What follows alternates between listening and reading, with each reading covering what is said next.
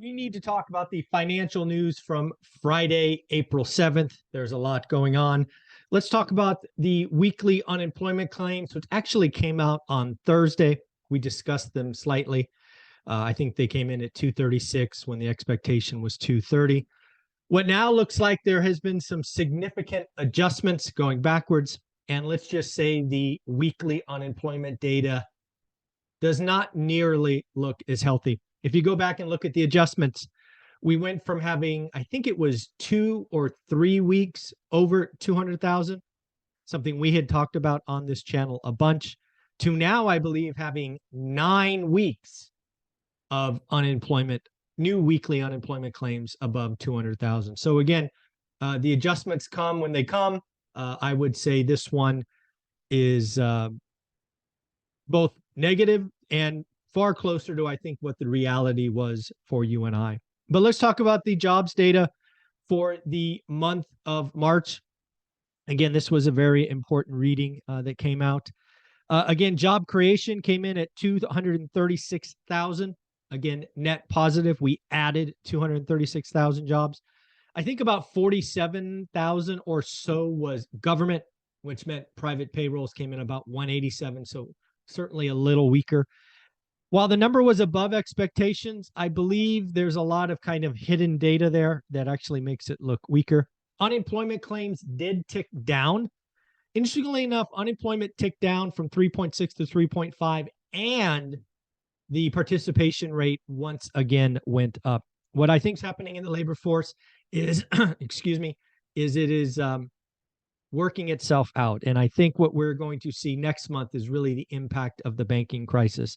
Again, the data from March is really preceding crisis and, more importantly, preceding the impact of the crisis. So I think the data gets worse from here.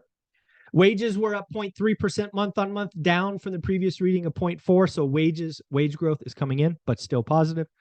Wages going back 12 months is now 4.2%. Again, this is the lowest reading since January of 2021. So again, I think the jobs picture is telling us the economy is slowing down. I think this week that just went by was, again, I think we're in that weird world where bad news is bad news and good news is good news. Hi, Sonny. Sorry about this.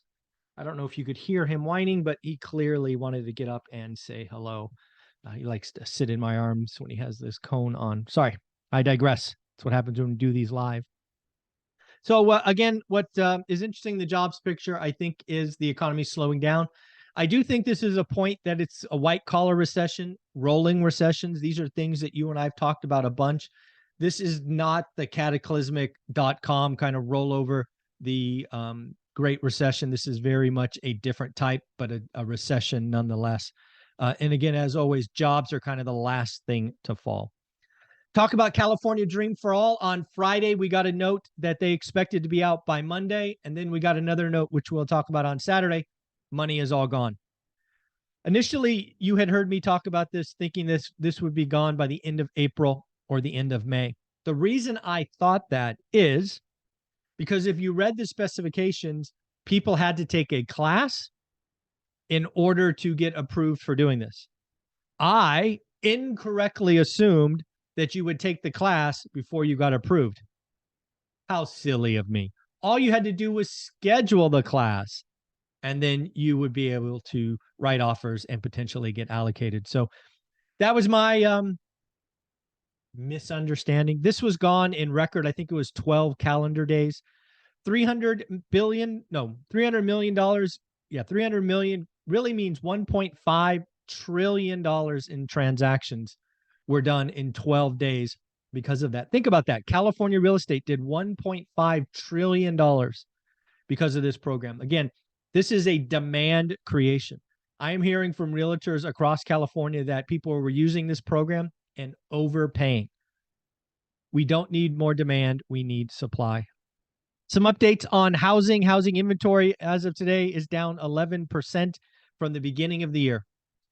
A lot of folks thought inventory would rise in the spring selling season. At least thus far, they are sorely mistaken. Active inventory is again down 11% nationally speaking.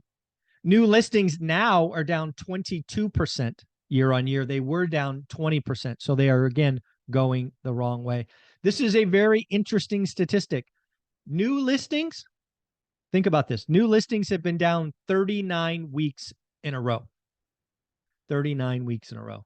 This is a trend, and I think this goes on and kind of completes the round trip, meaning it'll go to 52 weeks, which would be a full calendar year. So very interesting to watch. Money market funds now have hit a record. Remember, we were talking about where would all the cash go? Well, a lot of it went to money markets. It now sits at 5.25 trillion. That's with a T. That is a record. We've never been here before in money markets. Again, I do expect things like gold, CDs, other things to get a run. I think banks are losing deposit. Again, very much like the S&L crisis. We have now woken up. We got comfortable with earning 0, and now we understand you could earn 4 or 5%. So people are going to continue to do this, I believe. Jamie Dimon was talking on Friday, and he believes the banking crisis increases the chance of a recession. Jamie, we agree. I believe what we are going to see is lending come in. We are going to start feeling the impact of that in Q4. We will start getting some numbers, I believe, this week. Mortgage bankers will talk about loan origination. I think it's this week. It might be next week, but that'll be interesting. Also, Jamie Dimon is still calling higher for longer. He thinks the market has it wrong, as I do. Again, the market is expecting upwards of 3 cuts. 3 cuts this year. Some people are talking about a May increase and a June cut. I don't see it. I think you will be sorely mistaken. Again, that is very interesting to look at. I don't know if you saw this on Friday. It looks like Tesla has once again cut prices between 2 to 6%. I think this is the 5th cut of the year. Again, is Tesla cutting prices to meet to increase demand? Obviously, price cuts hurt margin. They've obviously increasingly not sold all the cars that they produce. So I think inventory is stacking up. But again, I stay away from Tesla because there's very passionate people on both sides, and I do not need to play there. It looks like Model 3 is down 11% in total, and Model Y is down 20% in total. So again, if you are in the market for a Tesla, congratulations, you got another price cut. Next up, we got Costco. Costco reported some numbers talking about the last 5 weeks of their stores, really showing that I think consumers have cut back. Again, Costco generally skews towards your wealthier consumers, generally speaking, on the income scale. And what they're clearly saying is the consumers are starting to cut back on discretionary. This really goes back to my point that Saturday after Silicon Valley Bank, the consumer changed. It is very rare where an event, a tectonic shift happens, where people take money out of the banks and put it in coffee cans. I heard from multiple people doing things like that. People that are doing that are not shopping. It takes a lot to get the U.S. consumer not to shop, and I think we are in the midst of it. We will likely not get much data. We do get retail sales this upcoming week or next Friday, I believe, but I think a lot of that data is pre-crisis. There we go. And then lastly, there's no question. You can go back in my channel and hear my thoughts on San Francisco. San Francisco is dying. San Francisco, the city, it has chosen some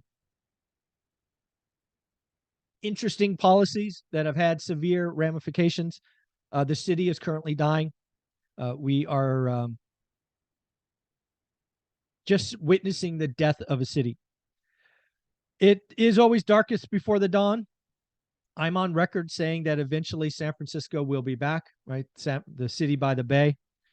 It is going to take a while. And again, if you don't know my personal story, I actually worked in San Francisco. One of the things I did after retiring or retiring early was I grabbed season tickets to the Warriors, which was always a lifetime goal. I loved watching the Warriors play in person. And San Francisco got so bad that last season, after they won the championship, I did not renew. And it's all because of safety. It's all safety. It is unsafe, and it is getting worse. It is not worth your life to go watch a basketball game. So I canceled my tickets, and I would love to have them back, but I'm not going to San Francisco. It is unsafe and getting worse. So again, this all happens when a city dies. So again, somebody will become a billionaire. kind of revitalizing San Francisco, but unfortunately, that is probably years into the future. All right, folks, let's get on to our Saturday summary. Again, this was for Friday, April 7th. Have a great day. Like, subscribe, comment, become part of the family.